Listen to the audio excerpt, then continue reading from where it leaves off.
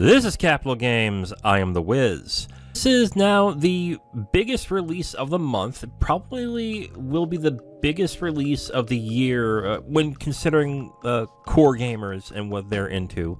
And that is The Legend of Zelda Tears of the Kingdom. It has gotten stellar reviews. The embargo just lifted this morning, I believe, and the reviews have been nothing short of fantastic. I'm on OpenCritic right now, and they have a mighty rating on OpenCritic with a 97 critic average and with 100% of critics recommending the game. That is fantastic, and I think that is considered to be the highest rating that is on OpenCritic for any game. And this is not really a surprise. Breath of the Wild was a huge game that came out for the Switch. It really helped sell the Switch to a lot of people until Mario Kart 8 Deluxe and Animal Crossing became the big sellers for the mainstream audience. So this is not really a surprise that the quality of the game is really up. Now, there were some talks during the preview stages that the game chugs and it kind of struggles with the Switch hardware. I've read and listened to a couple of reviews, and I'm not hearing that, really. I don't know if they're just not considering it now anymore, or they did in the preview coverage, or that the issues were ironed out when it was pressed for print. As of right now, everything that I've been hearing right now in terms of scores and what the critics think have been nothing but glowing when it comes to Tears of the Kingdom. So this is set to be a game that I think a lot of people that were fans of Breath of the Wild are going to really want to sink their teeth into when it comes out tomorrow. I talk about the sales and the possibility of the sales of Tears of the Kingdom, so what do I think is going to happen here? Breath of the Wild, when it came out in 2017, I think it's 2017, it became a bestseller right away. There was a large attach rate. I don't have the attach rate on me right now, but there was a large attach rate to people who own Switches and own Breath of the Wild. A lot of people who bought the Switch bought it for that game specifically. The sales for that boosted right up when it first came out. I believe the first year it sold 1 million copies in the Switch's lifespan. And the Switch wasn't mass-produced enough. That had a shortage when it started. So that was actually fantastic numbers. In fact, I think Legend of Zelda, I know a few people who did this. People who bought Breath of the Wild, even though they didn't have the Switch, because they intended to buy the Switch anyway to play the game.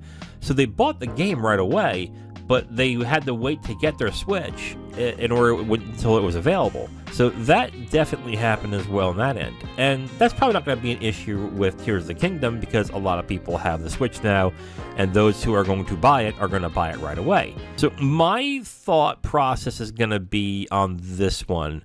I would not be surprised if we come out and we hear sales around the 3 to 4 million in the first month. I would say. I mean, I think this is going to sell huge. I think it's going to start off with a bang right away. Then it will probably maintain a decent sales tick as the months and years go on. I think this will be one of those games where until Nintendo announces and starts showing off their new system, that this is going to be a constant bestseller as time goes on. So I think that's what's going to happen. I think by the end of the month, we're going to have 3 or 4 million. I would say by the end of the year, I wouldn't be surprised if it's like 6 or 7 in that end. Now, one thing that everybody wants to talk about is, will Legend of Zelda Tears of the Kingdom beat the sales numbers for Breath of the Wild? The current record that they have right now for Breath of the Wild is that it's sold over 30 million copies as of right now. I'm gonna say right off the bat, right away, no, I don't think it's gonna be 30 million. I don't think it's gonna be 30 million on the Switch. Here's what I think is gonna happen. Because the game is out about what looks to be in the last 2 years of the cycle of the Switch, even though a lot more people have Switches now, I don't think it's going to sell all 30 million in the next 2 years. I don't think that's going to happen. But here's where I see what might happen in this situation. I think that there is a possibility that if the next Nintendo console successor isn't backwards compatible with Switch games, that they're going to re-release Tears of the Kingdom on that new system. And I think it will be a launch title. If that happens, then it might not be too long when you see that Tears of the Kingdom makes that 30 million, probably in 4 years. But if they don't do that, I don't think that it reaches 30 million. But this all depends on if Tears of the Kingdom or if the Switch games themselves are backwards compatible with the new Nintendo console that they're developing right now, that they've been talking about a little bit, that they might be announcing in some form next year. I think that's what it's gonna come down to. Is the game gonna be backwards compatible with the new system? If it's not, I'm gonna say no. I don't think it's gonna reach 30 million. It might reach 20, it might reach 25, but I don't think it reaches 30. However, if it is backwards compatible with the new system, then yeah, absolutely, it will do it. And even if it's not, they may re-release that game for the new system, and then it will easily reach that 30 million mark within 4 years. So that's my thought on it.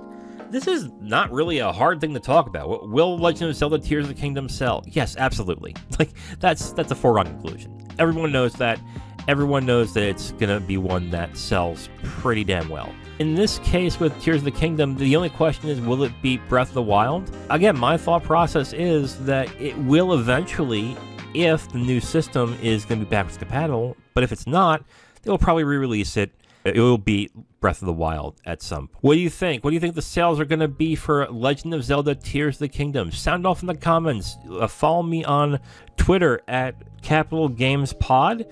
And if you have questions, you can email me at zerowizcast@gmail.com. Friday, we have the weekly dividend, and I'm recording a review of Always Be My Maybe, a romantic comedy that's on Netflix with Kim Shackman. So look forward to that on the Movie Club page and on the feed when that comes up. But until then, this is Capital Games. I am the Wiz. Talk to you later. Bye. Thank you for checking out Capital Games, where we cover the business side of the video game industry. Please like, subscribe, and comment if you enjoyed the video. You can also subscribe to the podcast if you prefer to have it on your podcast feed. And check us out on our socials and email us if you have a question, comment, or suggestion. Thank you for watching and listening. We'll hear from you next time.